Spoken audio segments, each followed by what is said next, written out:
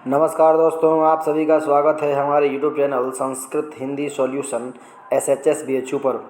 आज हम बात करने वाले हैं मित्रों बीएड, जो यूपी बीएड का संयुक्त प्रवेश परीक्षा होता है उसके संबंधित प्रश्नों के सिलेबस पर। दोस्तों आज हम सर्वप्रथम बात करेंगे हिंदी के सिलेबस पर, क्योंकि इसके 50 प्रश्न होते हैं और बहुत ही महत्वपूर्ण होते हैं। उससे पहले आइए हम पहले बात करते हैं परीक्षा पैटर्न पर, क्योंकि इसके 2 प्रश्न पत्र होते हैं, जिसके फर्स्ट प्रश्न पत्र का आज हम पैटर्न देखते हैं। तो दोस्तों जैसा कि आप देख पा रहे हैं, आपके फर्स्ट प्रश्न पत्र के जो पैटर्न होता है उसमें प्रथम जो 50 प्रश्न होते हैं वो सामान्य ज्ञान से संबंधित होते हैं, अर्थात जनरल नॉलेज से संबंधित होते हैं। उसमें इतिहास, भूगोल, सामाजिक और राजनीतिक व विविध क्षेत्रों से प्रश्न पूछे जाते हैं। उन प्रश्नों की संख्या 50 होती है और प्रत्येक प्रश्नों को मिलाकर पूर्णांक होता है 100 नंबर का होता है। और दूसरा जो 50 प्रश्नों का सेट होता है उसका माध्यम होता है आपके द्वारा चुनिंदा भाषा। उसी चुनिंदा भाषा में से जो आप चुनते हैं, या हिंदी या अंग्रेजी, उसी के 50 प्रश्न आपसे पूछे जाते हैं। तो हिंदी विषय के 50 प्रश्न, जो कि बहुत ज़्यादा है, वो आपसे पूछे जाते हैं और सामान्य ज्ञान के 50 प्रश्न पूछे जाते हैं। टोटल मिलाकर दोनों का जो पूर्णांक होता है 100-100 का होता है और कुल योग 200 का होता है। 200 नंबर का प्रश्न आपसे फर्स्ट पेपर में पूछे जाते हैं और 200 नंबर के सेकंड पेपर में पूछे जाते हैं। इस प्रकार से आपके मार्किंग की जाती है। तो दोस्तों आज हम बात करेंगे हिंदी भाषा के सिलेबस पर कि इसके प्रश्न किस प्रकार से बनते हैं, किस किस क्षेत्र से प्रश्न आपसे बनाए जाते हैं। आइए दोस्तों, तो हम उसके हिंदी के सिलेबस के ऊपर चर्चा करते हैं। दोस्तों जैसा कि आप देख पा रहे हैं हिंदी के सिलेबस, उसमें सर्वप्रथम तो हिंदी साहित्य व हिंदी भाषा से संबंधित कुछ प्रश्न पूछे जाते हैं, जिसमें प्रथम क्षेत्र है हिंदी भाषा का संक्षिप्त इतिहास। हिंदी भाषा का संक्षिप्त इतिहास से तात्पर्य यह है कि हिंदी की भाषा का विकास कैसे हुआ, उसकी प्रमुख बोलियां कौन कौन सी हैं, उस बोलियों के क्षेत्र कौन कौन से हैं, इसके सामान्य परिचय आपको रखने होते हैं। इसके नोट्स बना करके तैयार करने होंगे और मेरे पास भी जो नोट्स होंगे हम आपको उपलब्ध कराते रहेंगे। अगला क्षेत्र है दोस्तों हिंदी साहित्य का सामान्य इतिहास। दोस्तों हिंदी साहित्य के सामान्य इतिहास, जैसे आचार्य रामचंद्र शुक्ल द्वारा जो रचित हिंदी साहित्य का इतिहास है, उसी से संबंधित प्रश्न बनाए जाते हैं। जैसे कि किस मार्ग के कवि कौन हैं, किस शाखा के कवि कौन हैं, या किस काल की कवि कौन हैं, किसी काल की प्रवृत्तियाँ पूछ दी जाती है। इस प्रकार से, जैसे कि हिंदी साहित्य के स्वर्ण युग किसे कहा जाता है, इस प्रकार से प्रश्न बनाए जाते हैं। तीसरा क्षेत्र है दोस्तों काव्य परिचय। दोस्तों काव्य परिचय से तात्पर्य है कि जैसे महाकाव्यों का भेद, नाट्य काव्य, दृश्य काव्य, खंड काव्य, इस प्रकार से जो काव्य के भेद हैं और काव्य की जो धारा है, विविध धाराएं हैं, उससे संबंधित प्रश्न आपके एग्ज़ाम में देखे जाते हैं। अतः काव्य परिचय के विषय में आपको सामान्य जानकारी रखनी होती है। चौथा क्षेत्र है दोस्तों कवियों की उपाधि, परिचय व प्रमुख रचनाएं। दोस्तों जो कवि हैं, कालखंडों के द्वारा निर्धारित जो कवि हैं, उनकी कुछ उपाधि से संबंधित प्रश्न पूछे जाते हैं। जैसे कि अष्टछाप के जहाज किसे कहा जाता है, कलम का सिपाही किसे कहा जाता है, इस प्रकार से उपाधि होती है। कुछ परिचय पूछ लिया जाता है और कुछ उनकी प्रमुख रचनाओं के बारे में आपसे पूछा जाता है कि ये रचना किसके द्वारा लिखी गई है। इस प्रकार से प्रश्न पूछे जाते हैं रचनाकारों से संबंधित। आगे देखते हैं दोस्तों हिंदी साहित्य या हिंदी के जो प्रश्न बनते हैं उसके सर्वप्रमुख एक सब्जेक्ट है हिंदी व्याकरण। हिंदी व्याकरण से संबंधित बहुत ज़्यादा प्रश्न आपके परीक्षा में देखे जाते हैं। जैसे कि सर्वप्रथम देखें तो संज्ञा, सर्वनाम, विशेषण, अव्यय, इनकी सामान्य जानकारी आपको रखनी होती है। तो संज्ञा, सर्वनाम, विशेषण और अव्यय से संबंधित प्रश्न पूछे जाते हैं कि कोई वाक्य दे करके उनमें संज्ञा पूछ दी जाएगी, संज्ञा के भेद पूछ दिए जा सकते हैं, इस प्रकार से सर्वनाम के भेद, इस प्रकार से संज्ञा, सर्वनाम और विशेषण से प्रश्न बनाए जाते हैं। दूसरा क्षेत्र है दोस्तों शब्दों में समास चिन्ह। शब्दों में समास चिन्ह से तात्पर्य है दोस्तों कि सामान्य समास का भी जानकारी आपको होना चाहिए, क्योंकि कोई वाक्य दे करके उसमें पूछ दिया जाता है कि निम्न में किस समास का प्रयोग किया गया है। जैसे अपादान है, या संप्रदान है, या कर्म है, या करण है, इस प्रकार से कारक में भी प्रश्न पूछ दिए जाते हैं, और उसी प्रकार से समास में भी निम्न में कौन समास है, इस प्रकार से प्रश्न पूछ दिए जाते हैं। कारक और समास दोनों से प्रश्न पूछे जाते हैं। हल्का फुल्का आपको उसकी जानकारी रखनी चाहिए। तीसरा क्षेत्र है दोस्तों उच्चारण स्थान, अर्थात वर्णों के उच्चारण स्थान, घोष, अघोष, महाप्राण, अल्पप्राण, इससे संबंधित प्रश्न अवश्य ही देखे जाते हैं। उच्चारण स्थान से संबंधित जानकारी आपको मैं जितना हो सकेगा प्रदान करूंगा। आगे दोस्तों अगला है वाक्य चिन्ह। वाक्य चिन्ह दोस्तों जैसे कि किसी वाक्य में समुच्चय बोधक चिन्ह, प्रश्नवाचक चिन्ह, संबोधन चिन्ह, इस प्रकार से जो चिन्हों का प्रयोग किया जाता है उस चिन्ह से संबंधित भी प्रश्न आपके एग्जाम में देखे गए हैं। अगला दोस्तों वाक्य प्रयोग। दोस्तों वाक्य प्रयोग से संबंधित प्रश्न अक्सर पूछे जाते हैं, जैसे कि किस प्रकार का वाक्य है, इस प्रकार से अधिकतर प्रश्न देखे गए हैं। मिश्रित वाक्य देकर पूछ देंगे निम्न में से कौन सा वाक्य है, निषेधवाचक है, संबोधनवाचक है, इस प्रकार से प्रश्न जो है आपकी वाक्य से संबंधित प्रश्न भी बनाए जाते हैं। आगे है दोस्तों शब्द विचार। दोस्तों शब्द विचार में शुद्ध वर्तनी, क्योंकि शब्दों का उच्चारण प्रयोग से संबंधित प्रश्न आपसे पूछे जाते हैं कि ये शुद्ध है या अशुद्ध है, इससे संबंधित प्रश्न बनाए जाते हैं। आगे दोस्तों शब्द भेद। शब्द भेद में दोस्तों जैसे रूढ़ शब्द, यौगिक शब्द, योग रूढ़ शब्द, देशज, विदेशज, इस प्रकार से जो है कि शब्द आपसे पूछ करके और ये पूछ देंगे कि निम्न में से कौन सा शब्द देशज है, निम्न में से कौन सा शब्द विदेशज है, निम्न में से कौन से योग रूढ़ का शब्द है। इस प्रकार से रूढ़ योग रूढ़ के शब्द बनाए जाते हैं। तो इसका हम एक एक करके चर्चा आगे भी करते रहेंगे। अगला है दोस्तों विलोम अनुलोम शब्द। विलोम शब्द के बारे में आप सभी जानते हैं कि हर एक प्रत्येक एग्जाम में ही पूछा जाता है, तो विलोम शब्द से भी प्रश्न पूछे जाते हैं। मुख्य जो विलोम शब्द हैं उनके मैं परिचय, उसका चर्चा आपके साथ में बाद में करूँगा। आगे है दोस्तों पर्यायवाची शब्द। दोस्तों पर्यायवाची शब्द हर एक परीक्षा में पूछे जाते हैं कि पर्यायवाची शब्द क्या है, निम्न में किसका पर्यायवाची कौन है, इससे संबंधित प्रश्न आपके एग्जाम में अक्सर पूछे जाते हैं। आगे दोस्तों आगे है शब्दों का लिंग ज्ञान। दोस्तों शब्दों में जैसे स्त्रीलिंग पुल्लिंग का ज्ञान भी आवश्यक है। किसी शब्द को दे देंगे जैसे नदी, जैसे दधी, दधी किस प्रकार का शब्द है, इस प्रकार से आपसे प्रश्न पूछे जाते हैं, पूछे गए हैं पीछे एग्जामों में, उसी के आधार पर ये बनाया गया है। आगे दोस्तों अनेक शब्दों के एक शब्द। जैसे दोस्तों कि कम बोलने वालों को क्या कहा जाता है एक शब्द में, तो इस प्रकार से 4 ऑप्शन दे देंगे और पूछ देंगे कि निम्न में से कौन सा ऑप्शन सही है। तो अनेक शब्दों के एक शब्द से संबंधित प्रश्न भी आपके परीक्षा में पूछे जाते हैं।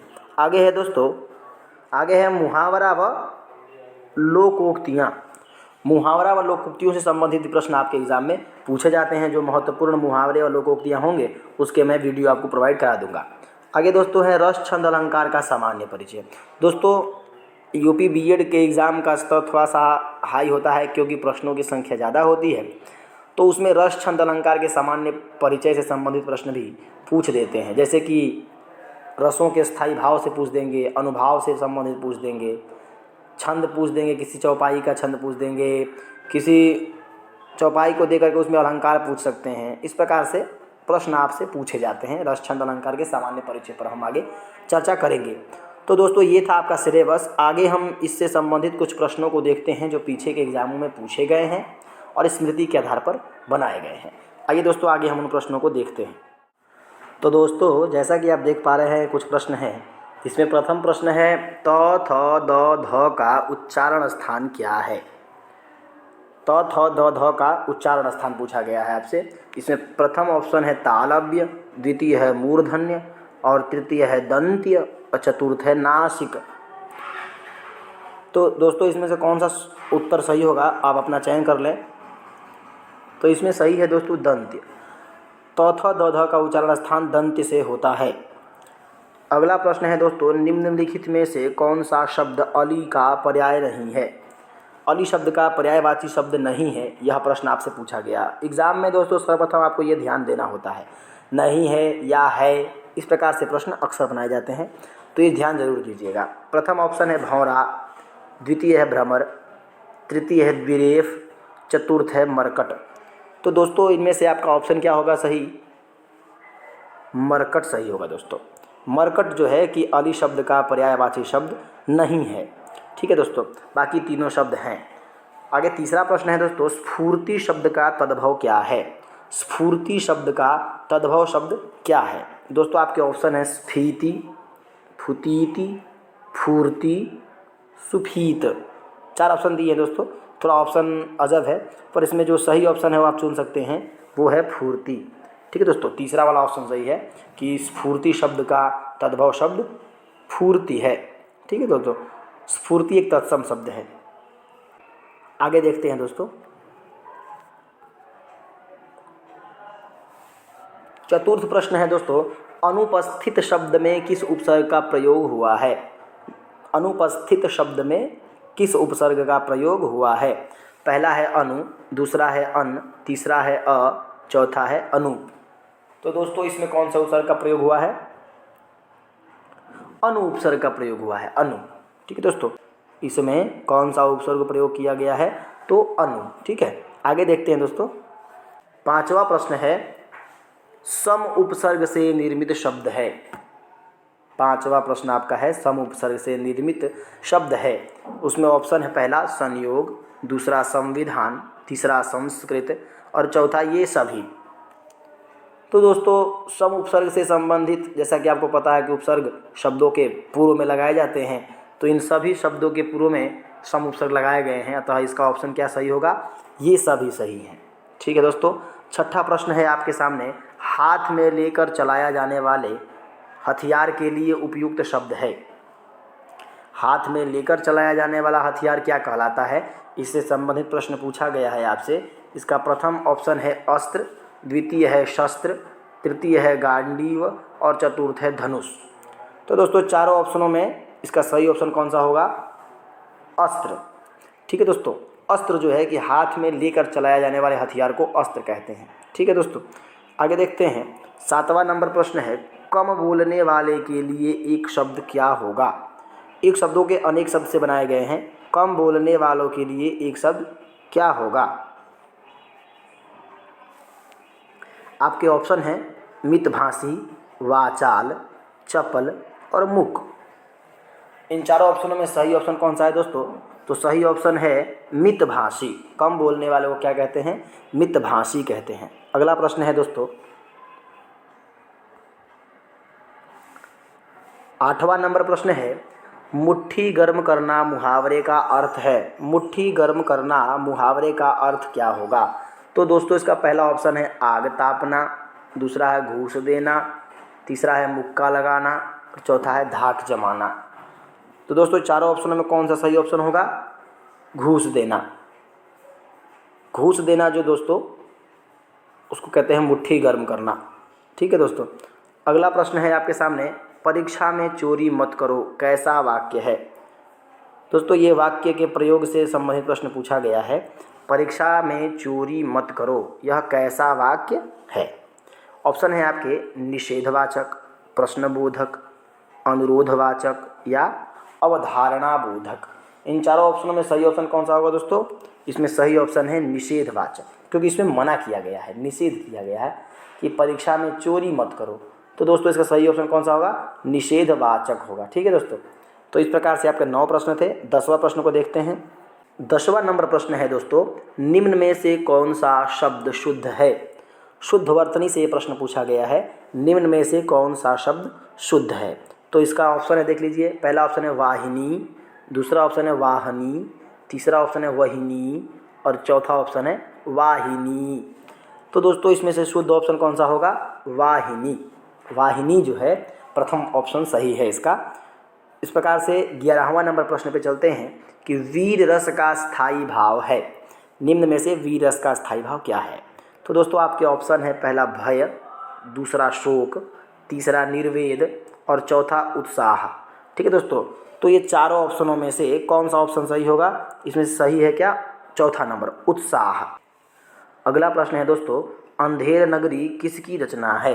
अंधेर नगरी किसकी रचना है? आपके ऑप्शन है पहला भारतेंदु हरिश्चंद्र, दूसरा प्रेमचंद्र, तीसरा जयशंकर प्रसाद और चतुर्थ हैं अज्ञेय। इन चारों ऑप्शनों में कौन से ऑप्शन सही है दोस्तों?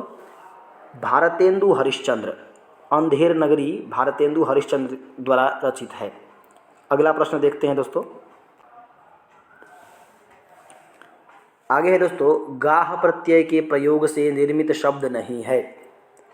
दोस्तों गाह प्रत्यय के प्रयोग से निर्मित शब्द कौन सा नहीं है? प्रथम ऑप्शन है दरगाह, द्वितीय है बंदरगाह, तृतीय है आगाह और चतुर्थ है कब्रगाह। इन चारों ऑप्शनों में कौन सा सही ऑप्शन होगा दोस्तों? आगाह होगा, क्योंकि दोस्तों सर्वप्रथम तो आप लोग प्रश्नों को ठीक से पढ़ा कीजिए। गाह प्रत्यय के प्रयोग से निर्मित शब्द नहीं है, नहीं पर खास करके ध्यान दीजिएगा। आगाह में प्रत्यय नहीं जुड़ा है, आगाह एक शब्द है और जो शब्द के अंत में जुड़ता है वही क्या कहलाता है? प्रत्यय कहलाता है। हम उस पर चर्चा करेंगे आगे। दोस्तों अंतिम प्रश्न है, उत्थान शब्द का विलोम है। उत्थान शब्द का विलोम पूछा गया है आपसे, तो उसमें कौन सा है? पहला कौन सा ऑप्शन है? प्रस्थान, पतन, विस्थापन, अनुत्थान। तो इन चारों ऑप्शन में कौन सा ऑप्शन सही है दोस्तों? पतन ऑप्शन। उत्थान का पतन मतलब ऊपर जाना तो नीचे आना, ठीक है। इस प्रकार से हुआ उत्थान का पतन। ये आपके 14 प्रश्न थे जो आपके पूर्व में पूछे गए ही प्रश्न हैं, ऑप्शन इधर उधर हो सकते हैं। तो इस प्रकार से प्रश्न पूछे जाते हैं। अब हम आगे इसके बारे में चर्चा करते रहेंगे। धन्यवाद दोस्तों, आप लोगों को इतना हमारा सहयोग करने के लिए और आप लोगों को देखने के लिए। आप लोग इसको देख करके, इस सिलेबस को नोट करके इसके अनुसार तैयारी करें, आप ज़रूर सफल होंगे और इसी तरह से इस चैनल का सहयोग करते रहें। आगे हम इन्हीं सिलेबस पे चर्चा करेंगे। धन्यवाद दोस्तों।